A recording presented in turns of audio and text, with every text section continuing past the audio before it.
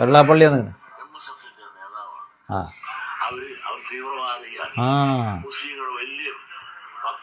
ആ ഓ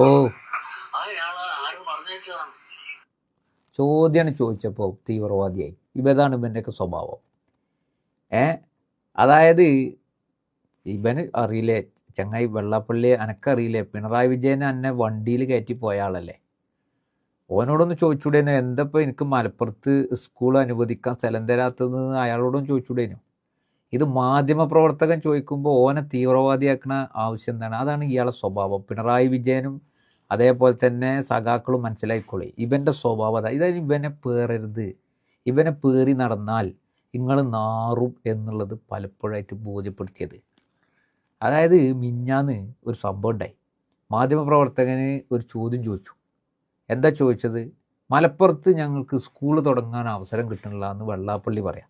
വെള്ളാപ്പള്ളി ആ വർത്താനം പറഞ്ഞപ്പോൾ എടുത്തെങ്കിലും മാധ്യമ റിപ്പോർട്ടർ ചോദിച്ചു, പിന്നെ അതെന്താ കിട്ടാത്തത് ചോദിച്ചു. ഒന്നുമില്ല, ഞങ്ങൾക്ക് അനുമതി കിട്ടണില്ല. ആരാ അനുമതി തരാത്തത് ചോദിച്ചു. സർക്കാർ പറഞ്ഞു. സർക്കാർ ഇത് പറഞ്ഞ് പെട്ടു. കാരണം 2 ടേമായിട്ട് ഇവിടെ പിണറായി വിജയൻ സർക്കാരാണ് ഭരിക്കുന്നത് എന്നുള്ളത് പിന്നെയാണ് ഇയാൾ ചിന്തിച്ചത്. അതോടുകൂടി എന്ത് ചെയ്തു? ഒറ്റ തട്ട് മൈക്ക്. എന്നിട്ട് പിന്നെ പറയാണ്, ഇപ്പോൾ പറയണേ ഞാനൊരു വയസ്സായ ഒരാളാണ് കേട്ടോളി.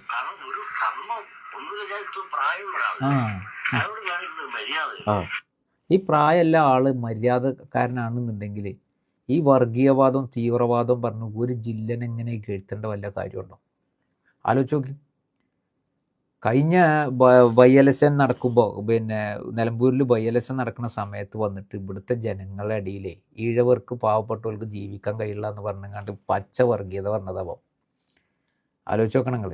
ഇവിടെ ഈ മലപ്പുറം ജില്ലേൻ്റെ ഒരു അവസ്ഥ നിങ്ങൾക്ക് അറിയാം. ഇവിടെ ജാതി മത ഭേദമന്യേ ആർക്കെന്ത് വിഷയങ്ങളുണ്ടെങ്കിലും ഒരുമിച്ച് നിന്ന് കൈകോർത്തും കണ്ട് എല്ലാ സഹായങ്ങളും ചെയ്യുന്ന ഒരു ജില്ലയാണ് ഇവിടുത്തെ ജനങ്ങൾ. അങ്ങനെയാണ് ഇവിടെ ക്രൈസ്തവ മിഷനറിമാരുടെ എത്ര സ്കൂളുകളുണ്ട്, ക്രൈസ്തവ സഭൻ്റെ എത്ര ഹൈന്ദവ അതോറിറ്റീൻ്റെ സ്കൂളുകൾ ഇവിടെ ഉണ്ട്. ഇവിടെ സർക്കാർ സ്കൂളുണ്ട്, മുസ്ലിം മാനേജ്മെൻറ്റിൻ്റെ കീഴിൽ സ്കൂളുണ്ട്. ഇവന് മാത്രം കിട്ടാത്ത ആ ചോദ്യം പിണറായി വിജയൻ്റെ ഒപ്പം കാറിൽ സഞ്ചരിക്കുമ്പോൾ ചോദിച്ചൂടെ?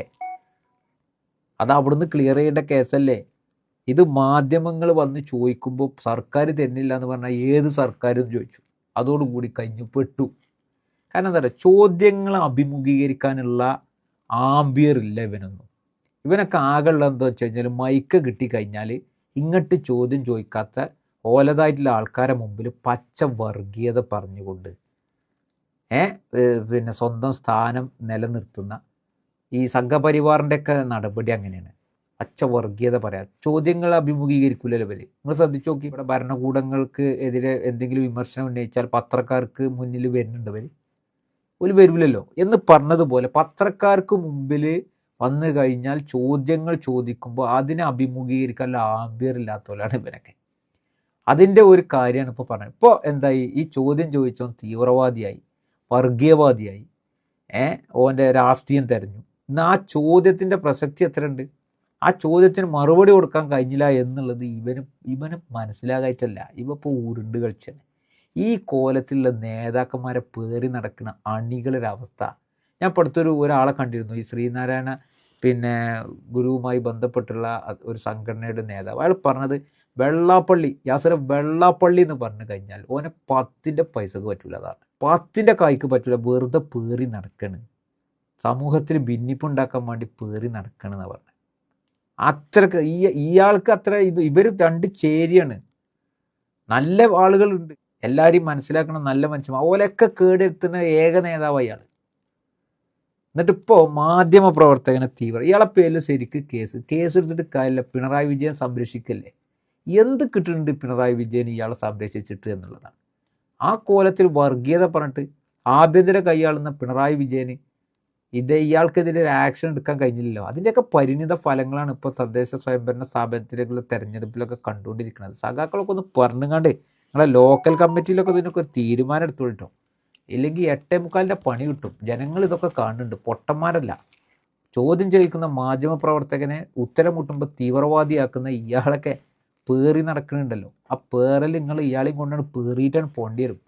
അതേ ഇവിടെ ഉണ്ടാവുള്ളൂ എന്നുള്ളത് ഓർമ്മപ്പെടുത്തിക്കൊണ്ട് ശക്തമായ വിയോജിപ്പ് ഈ വിഷയത്തിൽ വെള്ളാപ്പള്ളിക്കെതിരെ കർശനമായ നടപടി പോലീസ് സംവിധാനങ്ങളും സർക്കാർ സംവിധാനങ്ങളും സ്വീകരിക്കണമെന്ന് ഓർമ്മപ്പെടുത്തിക്കൊണ്ട് നിർത്തുന്നു. നന്ദി.